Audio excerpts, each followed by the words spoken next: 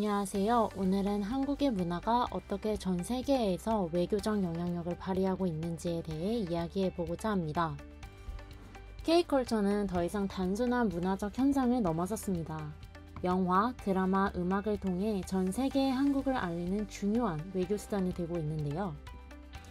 특히 2019년 영화 기생충이 아카데미 시상식에서 큰 성공을 거두며 한국 영화의 위상을 높였고, 한강 작가의 작품은 한국의 역사적 아픔과 인간의 연약함을 시적으로 표현하여 전 세계 독자들에게 깊은 공감을 주고 있습니다. 2021년에는 드라마 오징어 게임이 전 세계적으로 인기를 끌며 K 콘텐츠의 저력을 보여주고 있는데요. 최근에는 한국의 문학과 음식 문화에도 외교의 중요한 자산으로 떠오르고 있습니다. 프랑스에서 열린 K 박람회에서 한국의 문학과 음식, K-팝 등 다양한 콘텐츠가 선보였고, 많은 현지인들이 한국의 문화에 깊이 매료되는 모습을 보였는데요. 또한 문화센터에서도 최근 한강 작가님의 노벨 문학상과 흑백 요리사 등 한류의 열풍으로 인해 K-문학과 한국 요리 강좌가 활발히 열린다고 합니다. 이처럼 현재까지 전 세계적으로 선풍적인 인기를 끌고 있는 대표적인 K컬처, K팝과 K푸드를 소개하고, 최근 노벨 문학상으로 인해 관심이 급증한 K문화까지 보여드림으로써 최신 한류 트렌드와 함께 앞으로 K컬처와 콘텐츠의 방향성을 오늘의 영상에서 소개해드리고자 합니다. 오늘은 K문학과 K음식, 외교적인 역할을 하는 구체적인 사례들을 중심으로 이야기를 나눠보도록 하겠습니다. 한국 문학은 이제 전 세계의 독자들에게 강한 인상을 남기고 있습니다. 특히 2024년 한강 작가가 한국 최초로 노벨 문학상을 수상하며 한국 문학의 외교적인 가치를 높이고 있는데요.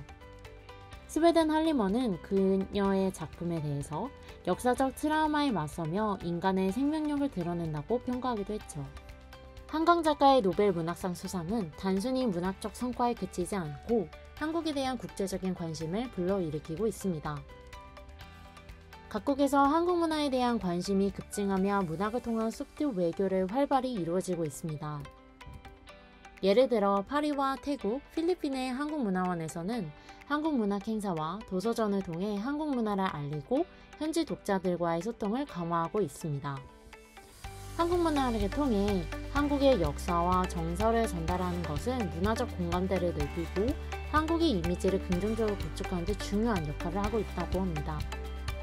다음은 한국의 음식이 외교적으로 어떻게 활용되고 있는지를 살펴보도록 하겠는데요. 요즘 K푸드는 한국을 대표하는 문화 외교의 핵심 자원 중 하나로 성장하고 있습니다. 최근 K푸드의 세계화를 고려하여 제작된 넷플릭스의 흑백 요리사는 넷플릭스 글로벌 탑의 비영어 TV 부분 1위를 차지함으로써 한국 문화의 세계적인 영향력이 커지고 있음을 보여주고 있습니다. 또한 세계적인 셰프들이 한국을 찾아와 사찰 음식과 전통 음식을 배우며 한국 음식에 담긴 정신을 이해하려고 노력하고 있다고 하는데요. 예를 들어 미슐랭 스타 셰프인 에릭 리프트가 한국 사찰 음식을 배우러 진관사를 방문하여 전통 발효 음식과 사찰 음식의 조리법을 경험했다고 합니다.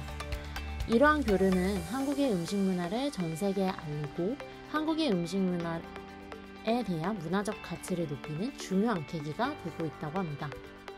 또한 김, 막걸리 등 전통 음식은 세계적으로 인기를 끌며 한국의 정체성을 알리는 중요한 외교 수단이 되고 있다고 하는데요. 이에 따라 정부는 김을 GIM이라는 이름으로 국제 표준화를 추진시키며 한국의 음식 브랜드를 글로벌 시장에 정착시키고 있습니다. 이러한 노력은 한국의 전통 음식을 통해 한국을 알리고 외교적으로 신뢰를 구축하는 데 큰 도움이 되고 있다고 합니다. 정리하자면 K푸드는 단순히 음식이 아닌 한국의 전통과 정신이 담은 외교적 자산으로 앞으로도 더욱 주목을 받을 것이라고 생각합니다. 다음은 K팝입니다. 블랙핑크, BTS, 트와이스, NCT 등 많은 아이돌들은 그 자체로 한국을 대표하며 전 세계의 사람들에게 한국에 대한 호감을 높이고 있는데요. 지금 보이시는 NCT 드림의 공식 이미지처럼 K-팝은 메시지를 전하는 하나의 문화적 아이콘으로 자리 잡고 있다고 합니다. 요즘 전 세계에 엄청난 중독성으로 홀린 로제의 APT, 이 노래가 나온 이후 유튜브, 틱톡, 인스타그램 각종 소셜미디어에서는 아파트 게임을 다 같이 부르거나 아파트 게임을 재현하는 영상을 올라오고 있는데요. 끝나도 아파트 게임을 해보지 않을 수 없겠죠? 특히 브라질에서 열린 브루노마스 콘서트에서 관객들이 다 같이 아파트를 외치는 모습도 소셜미디어를 달구고 있습니다. 노래의 인기는 다른 한국 문화에 대한 호기심으로도 이어지고 있는데요. 보구와 함께한 인터뷰에서 로제가 직접 김치볶음밥, 마른 오징어에 찍어 먹는 청양고추 마요네즈 소스, 그리고 소맥을 만드는 모습까지 보여줬다고 합니다. 해당 영상의 조회수는 250만 회를 금세 넘어서며 미국 최대 온라인 커뮤니티 레딧에서도 큰 화제의 중심으로 섰다고 하는데요. 이렇게 K-팝의 인기는 단순한 음식을 넘어 한국의 문화를 전 세계에 알리는 공공외교의 중요한 갈래로 자리 잡고 있습니다. 외교부와 KBS가 공동으로 주최하고 창원 특례시와 경상남도청이 후원하는 2024년 K-팝 월드 페스티벌이 그 대표적인 사례인데요. 올해로 13주년을 맞이한 K-팝 월드 페스티벌은 예선을 통과한 외국인 K-팝 팬들이 최종 본선에 올라 한국의 K-팝 스타들과 같은 무대에 설 수 있는 기회를 제공한다고 합니다. 이는 K-팝을 사랑하는 전 세계 팬들이 한국의 문화에 대한 이해를 높이고 직접적인 경험을 할 수 있는 공공외교의 대표적인 행사로 자리 잡고 있습니다. K-팝을 즐기기 위해 한국을 찾는 관광객들 또한 증가하고 있는데요. SM의 광야 엠디샵 같은 경우에는 항상 많은 팬들이 직접 방문해 자신이 좋아하는 아티스트와 한국 문화를 체험하는 특별한 시간을 가지기 위해 찾아온다고 합니다. 향후 외교부와 국제교류재단은 이러한 K-팝의 문화가 더 많은 팬들을 한국에 관심을 갖게 하고 나아가 한국어를 배우며 한국 사회와 문화를 이해할 수 있도록 공공외교 활동을 강화할 예정이라고 합니다.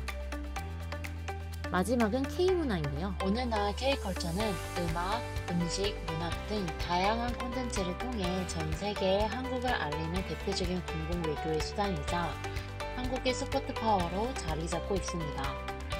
이제는 단순히 한국의 문화를 소비하는 데 그치지 않고 사람들이 직접 참여하고 즐기며 한국에 대한 이해를 높이는 중요한 교류의 장이 되고 있는 것이죠. 하지만 K-컬처가 진정한 문화 외교로 자리 잡기 위해서는 단순한 인기에 머물지 않고 한국 문화를 올바르게 전달하며 세계인이 쉽게 접근할 수 있도록 돕는 것이 중요한데요. 예를 들어 한국 음식이나 문학을 단순히 소개하는 데 그치지 않고 그 안에 담긴 전통과 맥락을 이해할 수 있도록 깊이 있는 정보와 함께 즐길 수 있는 환경이 필요합니다. 이러한 노력은 K-컬처가 긍정적이고 지속 가능한 방향으로 성장하는 데 기여할 것입니다. 앞으로 K-컬처가 글로벌 무대에서 다양한 콘텐츠로 확장되며 공공외교를 통해 더 많은 사람이 한국 문화를 올바르게 이해하고 즐길 수 있는 세상을 만들어가길 기대합니다. 감사합니다.